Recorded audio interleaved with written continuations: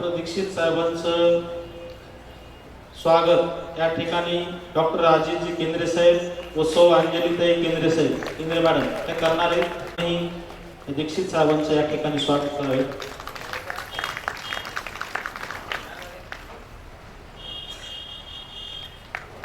त्यामुळे हा कार्यक्रम सुरू करण्यास थोडा वेळ लागला, त्याबद्दल विषय महत्त्वाचा आहे। आज आपण लोक जमलो ते एका आध्यात्मिक कामासाठी जमलेलो आहोत। आपल्या सगळ्यांना पुण्य मिळवायचं आहे, मोक्ष मिळवायचा आहे, पण सुदृढ आरोग्य असल्याशिवाय माणसाला निरोगी आयुष्य मिळत नाही आणि त्यामुळे मोक्ष मिळण्याची शक्यता नसते। त्यामुळे हे व्याख्या केलं आहे। याच्यामध्ये आमचा, मी आणि माझ्या सहकाऱ्यांचा 1 रुपयाचा देखील वेस्टेड इंटरेस्ट नाही। तुमच्याकडनं आम्हाला 1 रुपया आजही नको आहे, भविष्यात कधीही नको आहे।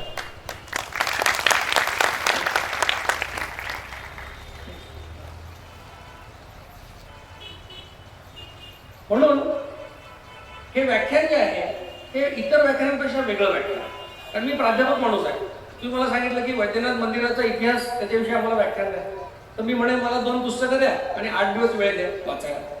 ते पुस्तक वाचून मी तुम्हाला 40 मिनिटाचं लेक्चर देऊ शकतो, पण हे माझं व्याख्यान तसं नाही।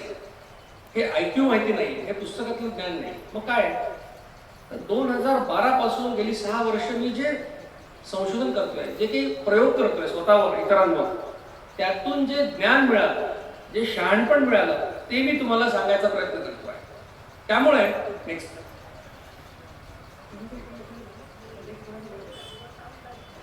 म्हणून माझी तुम्हाला विनंती अशी आहे की इतर व्याख्यानं जसं तुम्ही इकडून ऐकता आणि इकडून सोडून देता, तसं हे व्याख्यान नाही। तुमचं आयुष्य बदलण्याची क्षमता या व्याख्यानामध्ये आहे।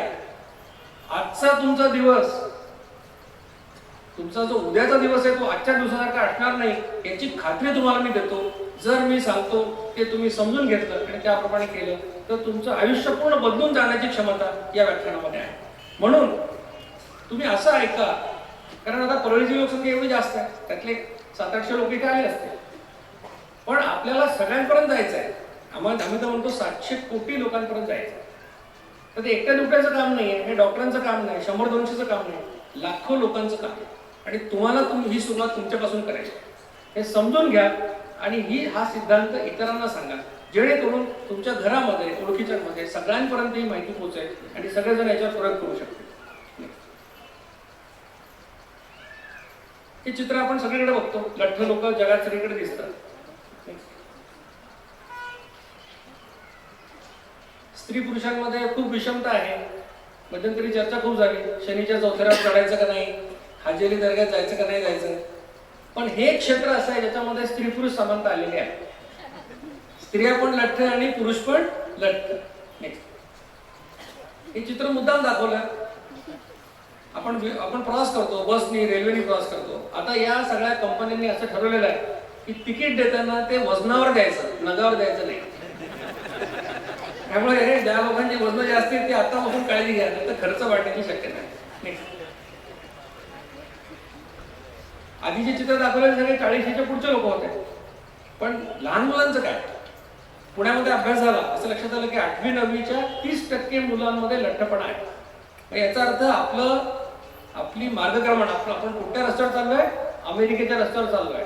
असं म्हणतात की जगातला सगळ्यात श्रीमंत आणि सगळ्यात आजारी देश कुठला, तर तो म्हणजे अमेरिका। श्रीमंत काय माहिती, आपल्याला खूप पैसे, पण आजारी कशामुळे?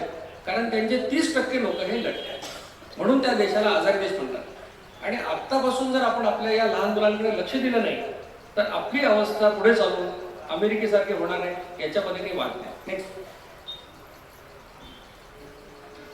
सगळ्यांना दिसतंय ना चित्र?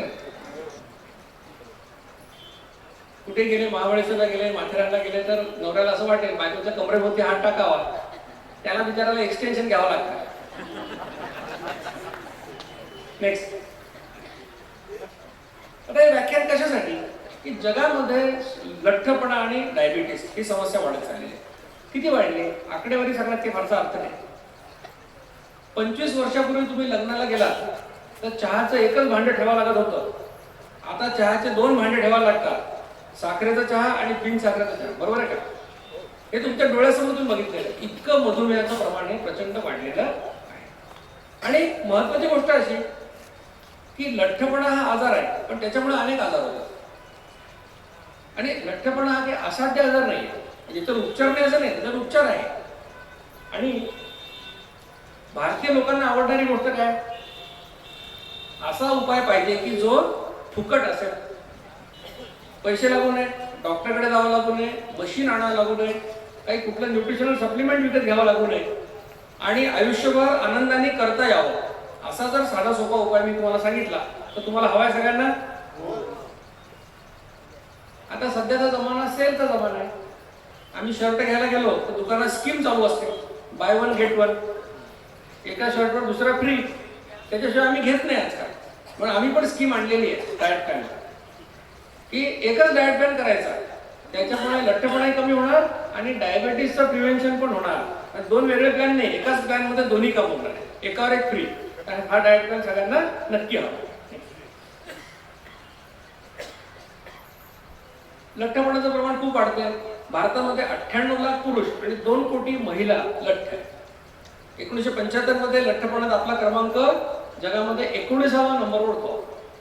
आज एवढी प्रगती आपण केली की महिलांमध्ये आपला क्रमांक 3रा आणि पुरुषांमध्ये 5वा. हे खूप आपण त्याच्यामध्ये प्रगती केली. आपल्या देशामध्ये 20 वर्षापेक्षा जास्त वय असलेल्या लोकांमध्ये 100ला 8 ते 9 लोकांना डायबिटीस आहे. आता तुम्हाला हात वर करायला लावले तर 15 ते 20% लोकांनी हात वर केले. इतक्या लोकांना डायबिटीस झालेला आहे. आता एक सूचना लक्षात घ्या की 2 प्रकारच्या लोकांना या माझ्या व्याख्यानाचा फारसा उपयोग होणार नाही. त्यातला पहिला प्रकार म्हणजे जी लहान मुलं इथे बसले, या 2 मुली इथे बसल्या, त्यांचं वय 18 पेक्षा कमी आहे, त्यांना या डाएट प्लॅनचा गरज नाही, आवश्यक नाही. आणि दुसरा एक प्रकार आहे, तुम्ही जर मला नंतर विचारलं की सर दुसरा प्रकार कुठला, तर मी तुम्हाला सांगेन, आता सांगायची आवश्यकता नाही. नेक्स्ट. आता आधी हे समजून घ्या की लठ्ठ कुणाला म्हणायचं. कारण कुणालाही म्हटलं की तू लठ्ठ आहे, तुझं पोट सुटलं, तो काय म्हणतो? मी खात्या पित्या घरचा आहे, बरोबर. आणि आपणच परळी आणि लातूरचे लोक एकमेकाला म्हणतो की तू दुष्काळग्रस्त आहे. आपण सगळेच दुष्काळग्रस्त, पण आपण एकमेकाला म्हणतो. मग ओळखायचं कसं? तर साधा उपाय सांगतो. तुमची सेंटीमीटर मध्ये उंची किती बघा, त्याच्यातून 100 वजा करा. जो आकडा येईल ते तुमचं जास्तीत जास्त वजन असायला पाहिजे. आता सगळ्यांना उंची माहिती आपली 5 फूट 2 इंच, 5 फूट. भारतीय महिलांची सरासरी उंची 5 फूट आहे, म्हणजे 150 सेंटीमीटर आहे. त्यातून 100 वजा करा, किती उरले? 50. हे भारतीय महिलांचं जास्तीत जास्त वजन सरासरी 50 किलो असायला पाहिजे. आणि पुरुषांची उंची 5 फूट 6 इंच आहे, म्हणजे 165 सेंटीमीटर आहे. म्हणजे त्यांचं वजन 65 किलो जास्तीत जास्त सरासरी असायला पाहिजे. कमी असलं तर चालेल, 10% कमीपर्यंत चालेल. मग आता पहिला गृहपाठ तुम्हाला देतो. प्राध्यापक माणूस आहे, होमवर्क दिल्याशिवाय आम्हाला राहत नाही. पहिला होमवर्क काय? आपली उंची किती, त्यानुसार आपलं वजन किती असायला पाहिजे हे शोधा. खूप लोकांनी शोधलं, त्यांना माहित झालं, त्यांच्या चेहऱ्यावर मला दिसलं सुद्धा. कारण अरे बापरे, किती पाहिजे? किती? 52 किलो. आहे किती? 82 किलो. पाहिजे किती? 61 किलो. आहे किती? 76 किलो. बरोबर. हे तर कळलं सगळ्यांना. आता याचा फायदा बघा काय. तुम्हाला एक गोष्ट कळली की आपण लठ्ठ आहोत का नाही, आणि दुसरं काय कळलं की आपल्याला किती वजन कमी करायचं. दोन्ही गोष्टी कळल्या. त्यामुळे तुम्ही लेक्चरला येण्यापूर्वी ज्या अवस्थेमध्ये होता त्याच्यापेक्षा एक पायरी आता पुढे. लक्षात घ्या, आपण लठ्ठ आहोत हे मान्य करणे आणि किती लठ्ठ आहोत, किती वजन जास्त आहे हे समजणं, हे लठ्ठपणा कमी करण्याच्या प्रवासातला हा पहिला टप्पा आहे. हा तुम्ही आता गाठला. लठ्ठपणामुळे अनेक आजार होतात. वजन वाढलं की गुडघे दुखतात. ज्यांचं वजन जास्त त्यांना मोतीबिंदू लवकर होतो, त्या पित्ताशयामध्ये खडे होतात, काही कॅन्सर होतात. ज्या महिलांना गर्भधारणा होत नाही त्यांना डॉक्टर सांगतात की पहिल्यांदा 10 किलो वजन कमी करा, मग तुमची मासिक पाळी नियमित होईल, आणि मासिक पाळी नियमित झाली की तुम्हाला गर्भधारणा होईल. इतके सगळे आजार हे लठ्ठपणामुळे येतात. म्हणून लठ्ठपणाची काळजी करणं आवश्यक आहे. लठ्ठपणाचे 2 प्रकार आम्ही सांगतो. एक आहे सफरचंदासारखा लठ्ठपणा, दुसरा आहे नासपातीसारखा लठ्ठपणा. सफरचंदासारखा म्हणजे काय? मध्यभागी फुगीट आणि दोन्ही बाजूला वर खाली बारीक. म्हणजे या लोकांचं पोट सुटलेलं असतं, पण बाकी मात्र ते काही जात नसतं. दुसरा प्रकार आहे नासपातीसारखा, म्हणजे पोट सुटलेलं नाही माणसं, पण कमरेखालचा भाग जो आहे तो मात्र पोट. आता लठ्ठपणा कुठला पण वाईटच आहे, पण आम्ही तुम्हाला बळजबरी केली की आज प्रसाद म्हणून एक घेऊन जायचं 2 पिंकी, तर सफरचंदासारखा घेऊ नका, नासपातीसारखा घ्या, आणि त्याच्यामध्ये धोका थोडासा कमी आहे. आता दुसरा गृहपाठ, तुम्ही आता कार्यक्रमाला येताना नटून थटून आले, घरामध्ये मोठाले आरसे असतात, त्याच्यासमोर तुम्ही उभे राहता, त्या आरशासमोर घरी गेल्यावर उभं राहायचं, असं नाही उभं राहायचं, असं उभं राहायचं. म्हणजे तुम्हाला कळेल की तुम्ही सफरचंद आहात का नासपाती आहात. एकमेकाची चेष्टा करायला हरकत नाही, नवरा बायको तुम्ही, तू सफरचंद आहे, तू नासपाती आहे, घाबरू नका. मी सांगितलेलं केलं तर वर्ष 1.5 वर्षामध्ये सफरचंद असो नासपाती असो ते फ्लॅट होणार, हे लक्षात ठेवा. नेक्स्ट, लठ्ठ होण्याची अनेक कारणे आहेत, त्या खोलात मी जास्त जात नाही, वेळ थोडा कमी आहे. पण पुरुषांच्या बाबतीत 29 ते 34 ही 5 वर्ष त्यांचं वजन जास्त वाढतं. महिलांमध्ये 45 ते 49 या काळात त्यांचं वजन जास्त वाढतं, कारण त्या काळात त्यांची मासिक पाळी जाते आणि हार्मोनल डिस्टर्बन्समुळे त्यांचं वजन त्या काळात वाढतं. खाण्यापिण्याच्या सवयी काय आहेत तुमच्या घरामध्ये, हे पण महत्वाचं असतं. काही घरामध्ये सूट चहा प्यायची सवय असते, ते सकाळी ती बाई चहाचं भांडं त्या गॅसवर ठेवते, स्वतः पिते 5 वाजता, त्याच्यानंतर नवरा उठतो 6:15, त्याला चहा करते तर तेव्हा 1 घोट पिते, मुलगा उठतो त्याला चहा देते, त्याच्याबरोबर 2 घोट पिते, मुलगी उठली तिच्यावर पिते. असं करता करता ही माऊली 10 वाजेपर्यंत 12 वेळा चहा पिते, आणि प्रत्येक वेळेला अर्धा चमचा साखर, म्हणजे किती 2.5 चमचा साखर गुणिले 12, 30 ग्रॅम साखर खाते रोज सकाळी उठल्या उठल्या, आणि मग लठ्ठ होते. विचारलं तर म्हणजे मी 2दाच जेवते. अशा जर खाण्यापिण्याच्या सवयी घराघरामध्ये असतील तर वजन वाढतं. कामं राहिलेली नाही. आता असं झालेलं आहे, घरामध्ये 4 लोक असले तर त्यांच्यामध्ये 3 2 व्हीलर आणि 1 4 व्हीलर इतके गाड्या आहेत. काम राहिलेलं नाही. घरामध्ये मिक्सर आहे, ग्राइंडर आहे, सगळ्या गोष्टी आहेत, काही करायची गरज नाही. मग खायच्या सवयी जुन्याच राहिल्या. खायला तर इझिली मिळतं कुठे पण आजकाल, आणि काम मात्र राहिले नाही. त्याच्यामुळे काय होतं, पैसे नुसते कमावले आणि खर्च नाही केला तर काय होतं, आधी खिसा भरतो, मग कपाट भरतं, मग बँक डिपॉझिट वाढतात, आणि मग ते तुमच्या अंगावर सगळीकडे चरबीचे थर दिसायला. तर हे महत्वाची कारण आहे. काही वेळा अनुवंशिक कारणं पण असतात, पण त्याची प्रमाण फार कमी असतं. काही औषधांमुळे पण वजन वाढतं, काही औषधांमुळे वजन वाढतं. त्यात सगळ्यात महत्वाचं म्हणजे जेव्हा डायबिटीसच्या पेशंटला आम्ही इन्शुलिनचे इंजेक्शन द्यायला सुरुवात करतो, तर इन्शुलिनचा एक साईड इफेक्ट वजन वाढणे असा असतो. म्हणजे औषधांनी पण तुमचं वजन वाढू शकतं. नेक्स्ट, मी म्हटलं बघा की 2001चा टीव्ही बघा कसा आहे आणि 2017चा टीव्ही कसा आहे बघा. आपल्या सगळ्या वस्तू फ्लॅट फ्लॅट फ्लॅट होत चाललेल्या आहेत. पण फ्लॅट म्हणजे चांगल्या वस्तू, बरोबर. जेवढं घड्याळ पातळ तेवढं त्याची किंमत जास्त. आणि माणसं बघा कशी झाले. पूर्वीचे माणसं बारीक होते, आता ते लठ्ठ लठ्ठ होत चालले. नेक्स्ट, आणि तुम्हाला व्यायाम काय उरला बघा. हा माणूस सांगतोय की मी अधूनमधून माझा व्यायाम बदलतो, कधी कधी मी डबल क्लिक करतो, कधी कधी राईट क्लिक करतो, कॉम्प्युटर बसून माऊस खेळत बसतो, तेवढा त्याचा व्यायाम. तुम्हाला हसू आलं, पण तुमच्या घरातली मुलं आज 8वी 9वीची मुलं मोबाईलवर फुटबॉल खेळतात, ग्राउंडवर जाऊन फुटबॉल खेळत नाही. हे वास्तव आहे आजचं, हे लक्षात घ्या. आणि म्हणून लठ्ठपणा हे सगळे प्रश्न निर्माण होतात. नेक्स्ट, आणि एखाद्या चांगल्या डॉक्टरने सांगितलं की लठ्ठपणा कमी करायचा आहे तर कमी खा, व्यायाम करा, तर पेशंट काय म्हणतो, हे असलं काही सांगू नका, त्याच्यापेक्षा माझं ऑपरेशन करून टाका आणि मला काय हवं ते खाऊ द्या. ही मेंटॅलिटी झालेली आहे. नेक्स्ट, या माणसाला सद्बुद्धी झाली आहे. तो म्हणतो मला टेनिस खेळायला जायचं आहे, आणि बायकोला विचारतो माझे बूट बघितले का तुम्ही, त्याच्या पायाकडे बघा, त्यांनी बूट घातलेले आहेत पण ते त्याच्या ढेरीमुळे त्याला दिसत नाही. असे लोक परळीमध्ये पण आहेत. बफे जेवणाच्या वेळेला पोटावर ताट ठेवून जेवतात, टेबल लागत नाही. आणि त्याच्यामध्ये फूड फॅट आले, 0 कॅलरी, डाएट सोडा, असं काय काय निघालं, म्हणजे कॅलरीज कमी. तो काय म्हणतो माणूस, आता मला डाएट सोडा द्या म्हणतो. त्याची तब्येत बघा, त्याने हॉटेलमध्ये मिळणारे सगळे पदार्थ खाल्ले नाही आणि आता त्याला डाएट सोडा पाहिजे. नेक्स्ट, अनेक कारणं सांगितली लठ्ठपणाची. खरं कारण काय, आपण आवश्यकतेपेक्षा जास्त खातो आणि श्रम करत नाही, त्याच्यामुळे आपलं वजन वाढतं. नेक्स्ट. म्हणून जे लोक म्हणतात की आई वडिलांमुळे मला लठ्ठपणा आलाय, त्यांच्यासाठी असं सांगितलंय की obesity doesn't run in family, the main problem is nobody runs in the family. पळायला सुरुवात करा, वजन कमी होईल. नेक्स्ट.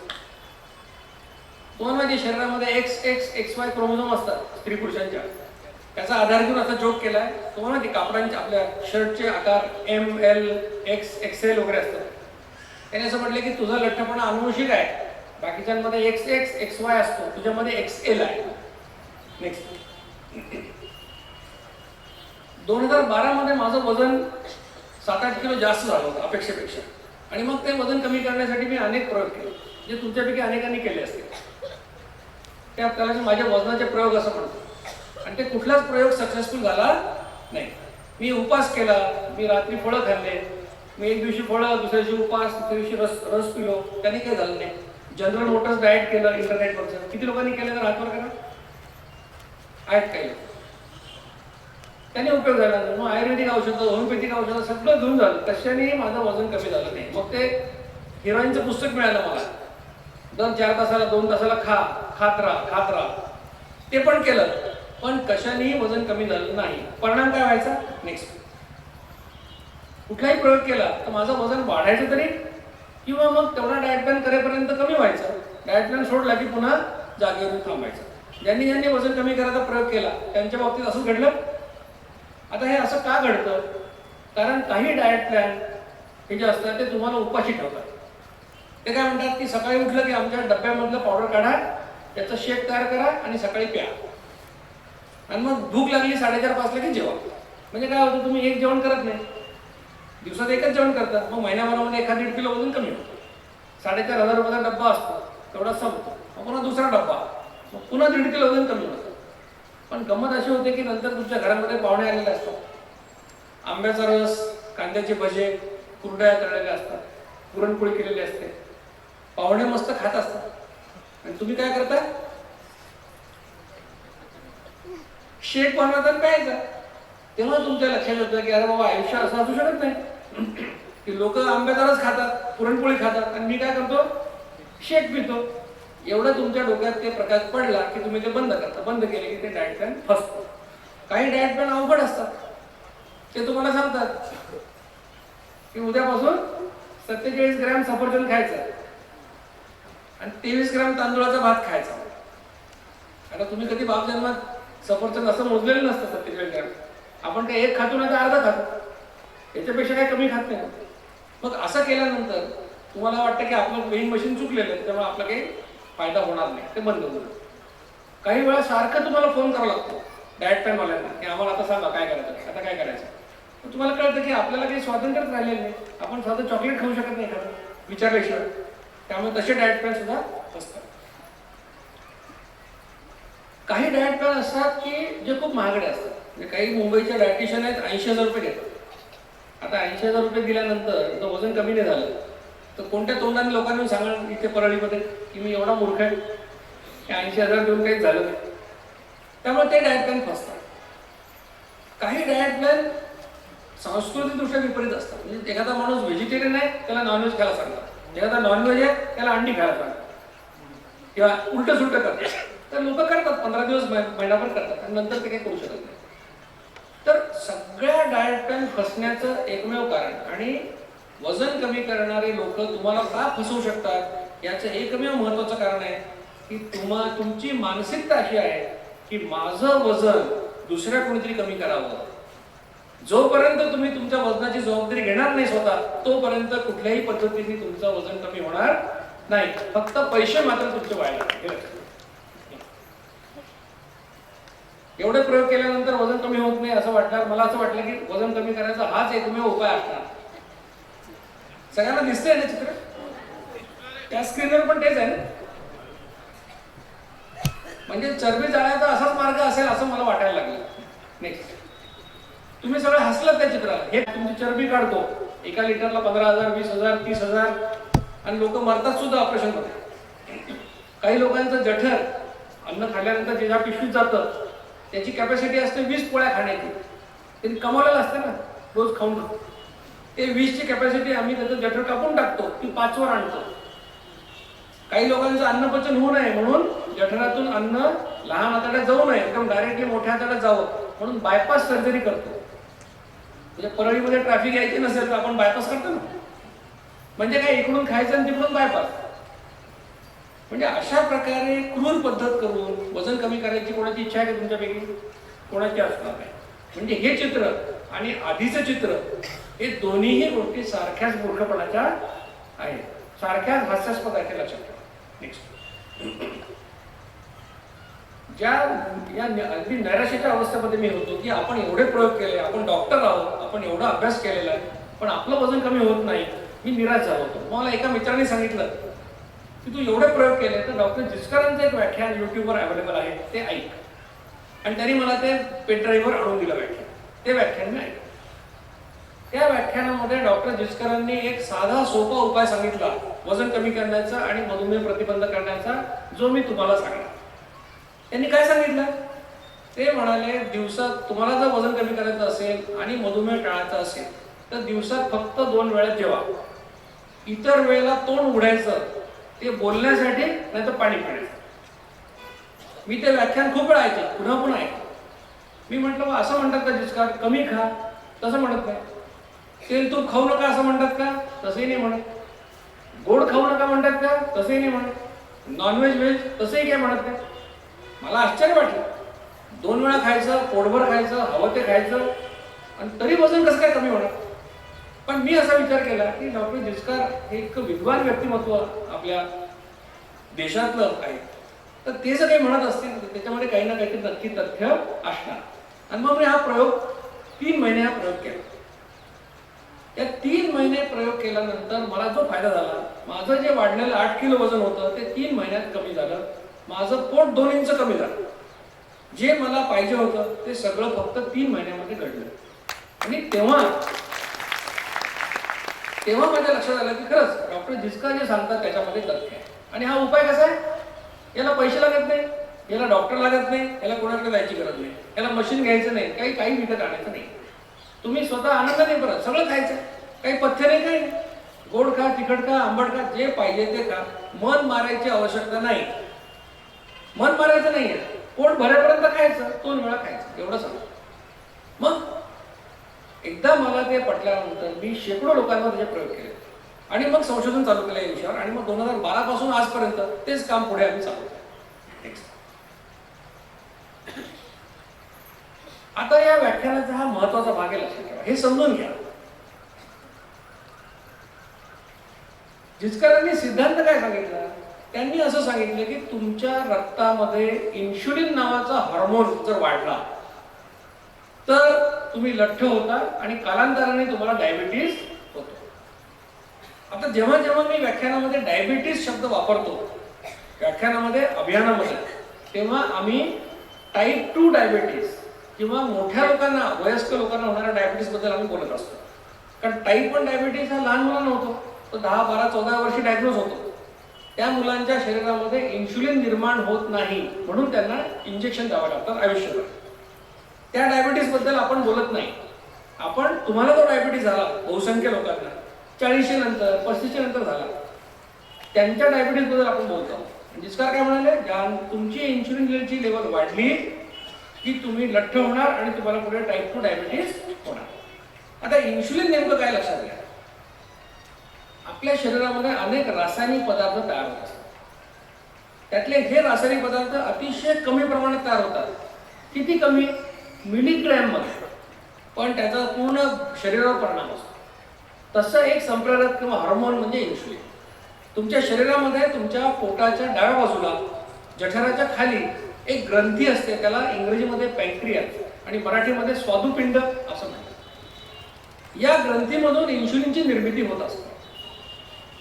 आता इन्शुलिन तुमच्या शरीरामध्ये 2 प्रकारे निर्माण होतं. एकाला आम्ही म्हणतो बेसलाईन सिक्रेशन किंवा पायाभूत स्त्राव. म्हणजे काय? 24 तास तुमच्या पॅन्क्रियासमधून थोडं थोडं थोडं इन्शुलिन बाहेर पडत राहतं. 24 तास. किती? 24 तासामध्ये 18 युनिट ते 32 युनिट या प्रमाणामध्ये ते 24 तासात पडत राहतं. हे बंद करणं तुमच्या हातामध्ये नाही. हे तुम्हाला जिवंत राहण्याकरता आवश्यक आहे, म्हणून निसर्गाने दिलेलं आहे. इन्शुलिन निर्माण होण्याचा दुसरा मार्ग आहे, तुम्ही खाल्लं की इन्शुलिन तयार होतं. तुम्ही खाल्लं की इन्शुलिन तयार होतं. आता अपेक्षा अशी आहे की तुम्हाला एकूण जेवढं इन्शुलिन लागतं त्याच्यापैकी 50% हे बेसलाईन सिक्रेशन असावं, 50% तुम्ही खाण्यामुळे तयार करा. म्हणजे 18 ते 32 युनिट तुमचं बेसलाईन सिक्रेशन आहे, तर 18 ते 32 युनिट तुम्ही खाण्यामुळे तयार करावं ही अपेक्षा. आता इन्शुलिन निर्माण करण्याचं तुमचं प्रत्येकाचं एक माप आहे. मी तुम्हाला सांगितलं की तुमचं ओंजळभर तुम्ही शेंगदाणे घ्या, सगळ्यांना सारखे येतील का? सगळ्यांना ओंजळ सारखे येतील का शेंगदाणे? नाही. ज्याची ओंजळ मोठी त्याला जास्त येते, ज्याची छोटी त्याला कमी येते. तसं तुमचं प्रत्येकाचं इन्शुलिन निर्मितीचं एक माप आहे विशिष्ट, 2 युनिट, 4 युनिट, 5 युनिट, 10 युनिट असं माप आहे. म्हणजे जेव्हा तुम्ही खाल्ल्यावर इन्शुलिन तयार होतं तेव्हा तुमचं एक माप इन्शुलिन पडतं. म्हणजे ज्याचं 2 युनिटचं माप आहे त्याचं 2 युनिट, ज्याचं 10 युनिटचं त्याचं 10 युनिट. आता पुढची गंमत लक्षात घ्या, एक पोळी खाल्ली तरी एक माप आणि 4 पोळ्या खाल्ल्या तरी एकच माप इन्शुलिन पडतं. म्हणजे एक पोळी खाल्ली की एक माप आणि 4 पोळ्या खाल्ल्या की 4 माप इन्शुलिन पडत नाही. कमी खाल्लं काय जास्त खाल्लं काय तेवढंच इन्शुलिन निर्माण होतं. आणि एकदा ते तुमचं माप रिकामं झालं की ते भरायला 55 मिनिटं लागतात. किती? 55. काय काय सांगितलं मी तुम्हाला? इन्शुलिन हा एक रासायनिक पदार्थ आहे, त्याला संप्रेरक किंवा हार्मोन असं म्हणतात. कशातून तयार होतो? पॅन्क्रियाज नावाची ग्रंथी आहे पोटामध्ये डाव्या बाजूला. 2 प्रकारे तयार होतो. बेसलाईन सिक्रेशन 18 ते 32 युनिट, 24 तास थोडं थोडं झिरपत राहतं. ते थांबवणं तुमच्या हातात नाही, जिवंत राहण्याकरता आवश्यक आहे. दुसरा मार्ग, खाल्लं की इन्शुलिन तयार होतं. इन्शुलिन निर्माण करण्याचं प्रत्येकाचं एक माप आहे, कोणाचं 2 युनिट, कोणाचं 4 युनिट. आणि एकदा तुम्ही खाल्लं की एक माप इन्शुलिन पडतं. एक पोळी खाल्ली तरी एक माप, 4 पोळ्या खाल्ल्या तरी एक माप. आणि एकदा ते माप रिकामं झालं की भरायला 55 मिनिटं लागतात. याचा व्यवहारामध्ये अर्थ काय की तुम्ही जेवायला बसला आणि जेवण 55 मिनिटात संपवलं तर माप किती वेळा पडणार? एकदा पडणार. तुम्ही जर 55 मिनिटापेक्षा जास्त वेळ जेवला तर काय होणार? प्रत्येक 55 मिनिटाला एकदा माप ते पडत राहणार. लक्षात आलंय? आणि इन्शुलिन हा खूप पॉवरफुल प्लेअर आहे. जसं क्रिकेटमध्ये भारताच्या टीममध्ये विराट कोहली आहे, विराट कोहली आउट झाला की भारताची टीम सगळी ढेपाळते. तसं इन्शुलिन हा खूप पॉवरफुल वाटतो. त्या इन्शुलिनला तुम्ही एकदा नियंत्रणामध्ये आणलं की बाकीच्या सगळ्या गोष्टी आपोआप नॉर्मलला येतात. म्हणून आम्ही या कॅम्पेनमध्ये इन्शुलिनकडे लक्ष दिलेलं आहे. नेक्स्ट, ही ती ग्रंथी आहे ज्याच्यातून इन्शुलिन तयार होतं. नेक्स्ट, आता इन्शुलिनचं काम काय?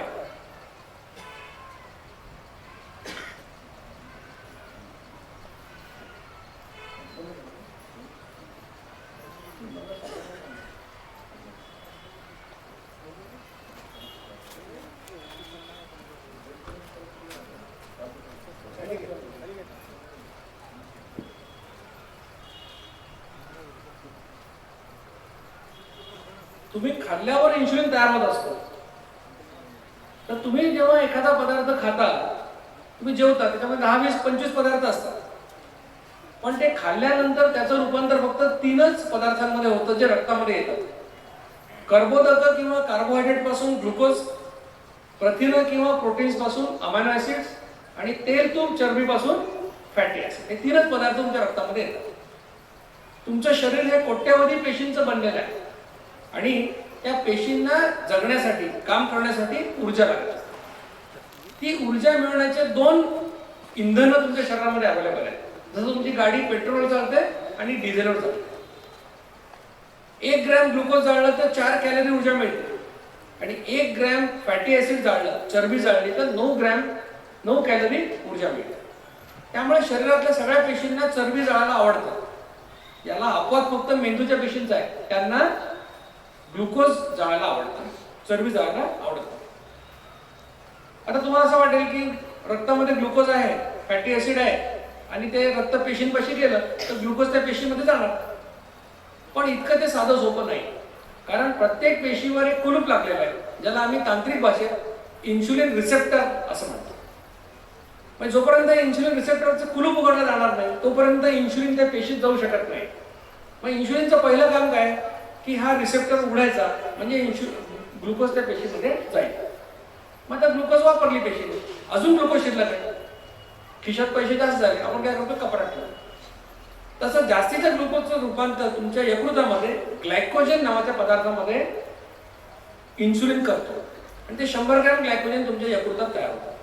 त्याचा उपयोग काय असतो की अडीअडचणीच्या वेळेला तुम्ही उपाशी राहिले तर 100 ग्रॅम जाळून 400 कॅलरी ऊर्जा तुम्हाला मिळू शकते. समजा अजून ग्लुकोज शिल्लक आहे म्हणजे पेशीने वापरली, ग्लायकोजन मध्ये रूपांतर झालं तरी अजून ग्लुकोज उरले तर काय करायचं? आता लक्ष देऊन ऐका. या ग्लुकोजचं रूपांतर इन्शुलिनच्या प्रभावाखाली चरबीमध्ये होतं.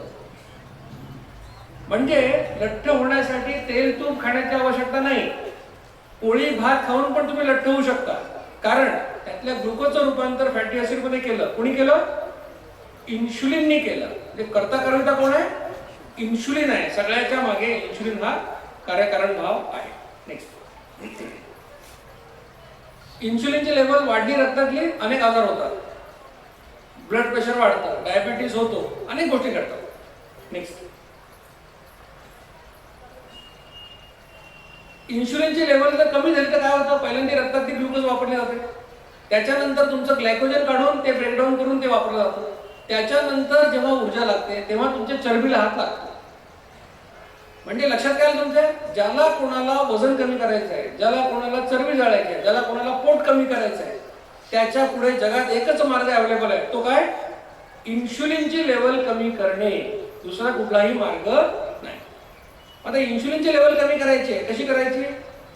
कमी खाणार का कमी वेळा खाणार? कमी खाण्याचा फायदा आहे का कमी वेळा खाण्याचा फायदा आहे? कमी वेळा खाण्याचा फायदा. कारण एक पोळी खाल्ली तरी एक माप, 4 पोळ्या खाल्ल्या तरी एक माप. तर कमी खाऊन उपयोग नाही, कमी वेळा खाण्याची आवश्यकता. आता इतक्या वेळा मी इन्सुलिन तयार करायचो, तुम्ही किती वेळा करता बघा. सकाळी उठले, अर्धा चमचा साखर घालून चहा पिला, एक माप पडलं. दारासमोर भाजीवाला आला, त्याच्याशी घासाघीस करताना 2 अंगूर तोंडात टाकले, एक माप पडलं. मुलांचा डबा बनवला, स्वयंपाक केला, पोह्याचे 2 चमचे खाल्ले, एक माप पडलं. मी सांगितलं लाईफ चेंजिंग एक्सपिरियन्स आहे, आयुष्य बदलणारं व्याख्यान आहे. उद्याचा दिवस आजच्या दिवसासारखा नाही. उद्यापासून इतकं मोकळेपणाने खाता येणार नाही कुठली गोष्ट. कशाला हात लावला की इन्शुलिनची घंटी वाजणार, लक्षात ठेवा. उद्याचा दिवस वेगळा आजच्यापेक्षा, लक्षात ठेवा. तर किती वेळा इन्शुलिन तयार करता दिवसात बघा. बरं, तुम्ही अर्धी फोड सफरचंद खाल्लं, एक माप पडलं. किती माप इन्शुलिन पडतं एकदा लक्षात घ्या. नेक्स्ट, आता साधा सोपा उपाय काय तुम्हाला सांगतो मी वजन कमी करण्याचा. पहिली गोष्ट, ज्या वेळेला कडक भूक लागते त्या 2 वेळा ओळखा, त्या 2 वेळा जेवा. पुष्कळ लोकांना कडक भूक म्हणजे काय हेच माहित नाही. भूक लागायच्या आधीच खातात. आणि ज्यांना नाही कळत त्यांच्याकरता 2 पॅटर्न जगात आहेत. सकाळी 9, संध्याकाळी 6, तर दुपारी 12:30 1, रात्री 8:30 9.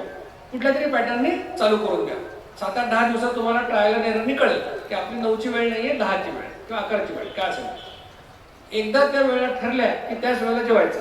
नाही तर आज 9ला जेवलं, उद्या 10ला जेवलं, परवा 12ला जेवलं, असं करायचं नाही. त्याच्यामुळे मेंदू मग ऊर्जा सगळी चरबीच्या रूपात साठवून ठेवतो आणि पोट सुटतं. म्हणून वेळा फिक्स ठेवायच्या, 2 वेळा जेवायचं. एकदा जेवायला बसलं की 55 मिनिटात जेवण आटपायचं.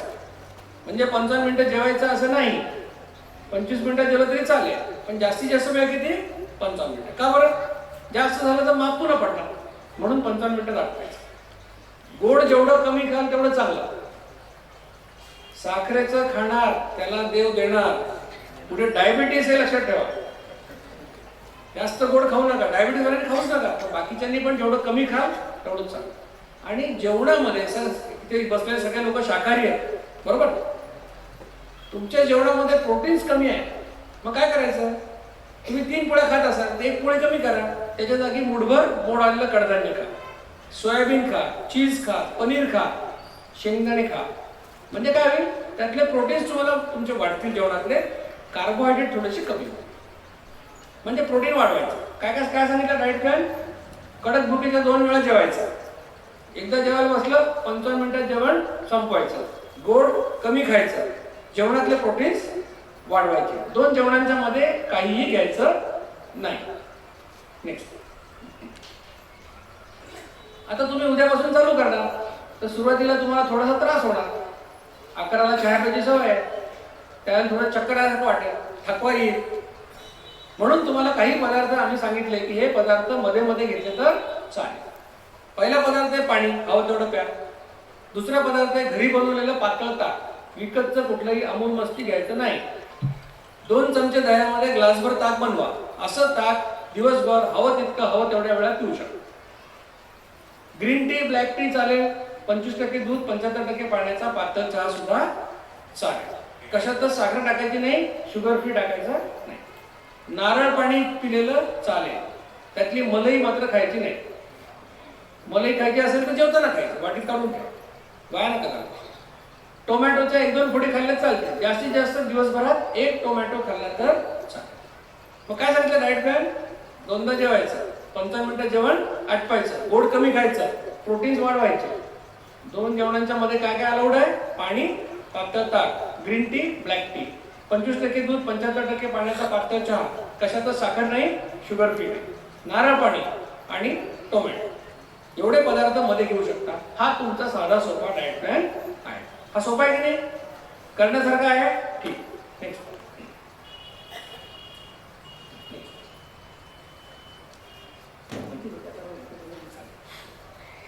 आपल्याला वेळेचं थोडंसं अडचण आहे. आता मी जे काही सांगतोय हा डाएट प्लॅन, तुम्हाला हा करण्यासाठी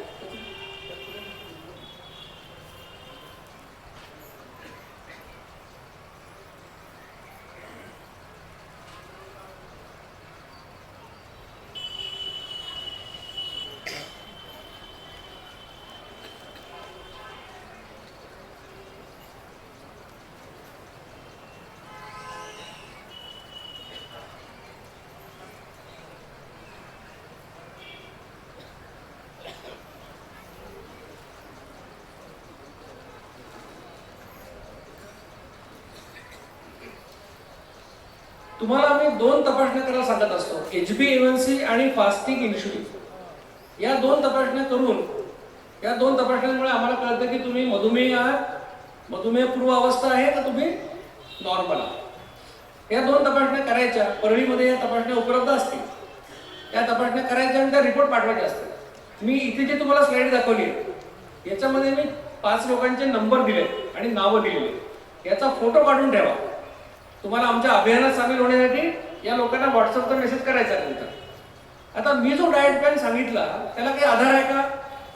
आयुर्वेदाने सांगितलंय द्वौ काल भुंजती, म्हणजे दिवसात 2 वेळा जेवावे. वेदांमध्ये असं लिहिलंय की जे लोक दिवसातून 2दा जेवतील त्यांना उपवास केल्याचं पुण्य मिळेल. जैन धर्मात सांगितलेलं आहे बे आसन म्हणजे ब्यासना, म्हणजे 2 वेळा बसा आणि 2 वेळा जेवा. गौतम बुद्धाने सांगितलंय त्याच्या शिष्यांना की जर तुम्हाला माझ्यासारखं निरोगी राहायचं असेल तर रात्रीचं जेवण घेऊ नका, एकदाच जेवा. ग्रीक लोक एवढे सुदृढ का होते याचा एका शास्त्रज्ञाने अभ्यास केला. तो म्हणतो ते दिवसातून 2दाच जेवायचे म्हणून ते सुदृढ होते. कारण सगळे लोक हेच म्हणतात की कमी वेळा जेवा, कमी वेळा जेवा. संतांनी काय सांगितलं बघा आपल्याला? संतांनी सांगितलं एकदा जेवतो तो योगी, 2दा जेवतो तो भोगी आणि 3दा जेवतो तो रोगी. इतके हुशार लोक म्हणाले सगळे. तुम्हाला तर सगळंच माहिती आहे. मग हे सगळ्यांनी सांगितलं पण कळतं पण वळत नाही अशी आपली अवस्था झालेली आहे. मग एकदा हे सगळं जेव्हा मला कळलं की होण्यासारखं आहे तेव्हा मी काय केलं, डॉक्टर जिचकरांना श्रद्धांजली म्हणून या विषयावर पुस्तकं लिहिली. विनासायास weight loss, effortless weight loss, बिना प्रयास वेट लॉस. आणि मग नागपूरला जाऊन त्यांच्या शाळेच्या वर्धापन दिनाच्या कार्यक्रमात आम्ही ती प्रकाशित केली. ती पुस्तकं तुमच्यासाठी मी आणलेली आहेत. मराठी आणि इंग्रजी 2 भाषेत मी पुस्तकं आणलेली आहेत. तुम्हाला जर ती हवी असतील तर तुम्ही ती पुस्तकं घेऊ शकता. आणि त्यानंतर आम्ही अभियान चालू केलं की पूर्ण जग हे स्थूलत्व आणि मधुमेहमुक्त व्हावं यासाठी. आणि हे अभियान काय? त्यासाठी तुम्हाला या नंबरपैकी कोणत्याही नंबरला तुम्ही व्हॉट्सअपचा मेसेज करा की मी परळीहून अमुक अमुक आणि मला अभियानामध्ये सामील करून घ्या. फोन करू नका. हे लोक तुम्हाला ते नक्की मदत करतील आणि अभियानात तुम्ही सामील होऊ शकता. या ठिकाणी जेवढा वेळ मला मिळाला त्या वेळेमध्ये मी आपल्याला महत्त्वाच्या सगळ्या गोष्टी सांगितलेल्या आहेत.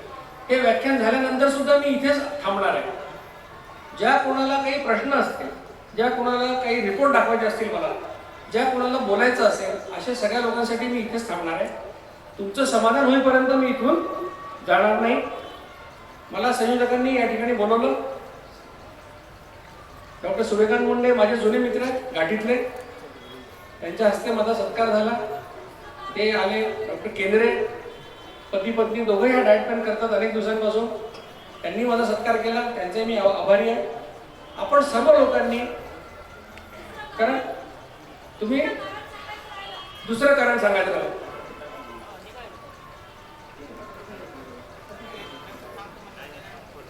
त्यांनी प्रश्न विचारले, मी माझी थोडासा आभार संपवतो आणि मग प्रश्न तर आपण ज्या पद्धतीने, कारण मला असं कळलं की सकाळी 9 पासून लोक आलेले आहेत. बरेचसे कार्यक्रम एकामागे चालू आहेत. त्यामुळे एवढ्या सगळ्या कार्यक्रमात एका जागी बसायचं म्हणजे सुद्धा फिटनेस खूप आहे तुमचा. तब्येत चांगली असल्याच्या माणूस बसू शकत नाही असं मांडी घालतो. तर तुमचं सगळ्यांचा आभार की तुम्ही शांतचित्ताने सगळं ऐकून घेतलं. मला खात्री आहे की या सर्व सिद्धांताचा महत्वाचा भाग तुम्हाला समजलेला आहे. बरोबर, जे मी सांगितलं त्याच्या मागचं शास्त्र, जो सिद्धांत तुम्हाला कळले. त्यामुळे मी सुरुवातीला म्हणालो की मी जे बोललो त्याची जबाबदारी घेतो. मी आता असं म्हणतो की जे तुम्हाला समजलं त्याची पण जबाबदारी घ्यायला मी आता तयार आहे. तुम्ही चांगल्या पद्धतीने व्याख्यान ऐकलं. तर सगळ्यांचे पुन्हा एकदा आभार मानतो. आता याच्यानंतर मी शंका समाधान, कोणाचे प्रश्न असेल तर त्याची उत्तर देणार आहे. एक प्रश्न विचारला की दुसरा प्रकार कुठला, ज्यांना या डाएट प्लॅनचा फायदा होत नाही.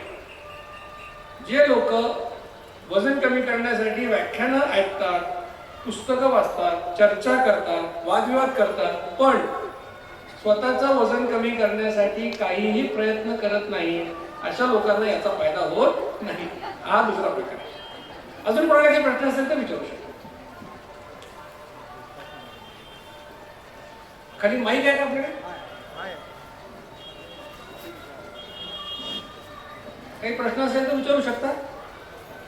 कोणाचा काही प्रश्न असेल आपल्याला डॉक्टर जगन्नाथजी दीक्षित सरांचा मार्गदर्शन आपल्याला इथं विळासायास वेट लॉस या संदर्भामध्ये. कशा त्रास? ऍसिडिटी नाही, रात्रभर आपलं पोट आहे, दोनच वेळा जेवायचे. तर मग सकाळी उठल्यानंतर आपण जेव्हा माणूस या पृथ्वीवर जन्माला आला तेव्हा त्याला आठवड्यातून एकदा सुद्धा जेवण मिळेल की नाही असा भरोसा नव्हता. त्यासाठी आपलं शरीर निर्माण झालेलं आहे. आपलं शरीर सारखं खायला निर्माण झालेलं नाही. तुम्ही सुरुवात करा, 5-7 दिवसात तुम्हाला लक्षात येईल की आपल्याला भूकच लागली नाही, दोनच भूक लागतो, काही प्रॉब्लेम नाही. थायरॉइडच्या लोकांना त्यांच्या डॉक्टरने सांगितलं असतं की उपाशीपोटी गोळी घ्या सकाळी. ती गोळी घ्या, त्याचा या डाएट प्लॅनवर काही दुष्परिणाम नाही, घेऊ शकतो. ये डाइट प्लान रेगुलर करना है क्या? कभी कभी मतलब ओकेजनली कभी छूट भी जाए तो चलेगा क्या? डाइट प्लान अपने लिए है, अपन डाइट प्लान के लिए नहीं है. अगर आपको शादी में जाना है 2 दिन, उस टाइम ब्रेक किया तो चलेगा, फिर वापस आने के बाद चालू करो. आज मैंने टाइम फिक्स कर दिया कि 12 से 1 के अंदर में खाऊंगी. अगर मुझे 12:30 से 1:30 सेकंड में मुझे 12:30 से 1:30 हो गया तो उसके बीच में मैं खाऊंगी. कैसा है कि 2 बार खाना ज्यादा इम्पोर्टेंट टाइमिंग से. अगर 12 का 12:30 हो तो भी चलेगा, लेकिन 2 बार वजन वाढवण्यासाठी काय करावं? आणि वजन जास्त असेल तर हा डाएट प्लान शुगर कमी म्हणजे डायबिटीज नाही. नाही. हा डाएट प्लान वेट लॉस आणि डायबिटीज प्रिव्हेंशन दोन्हीसाठी.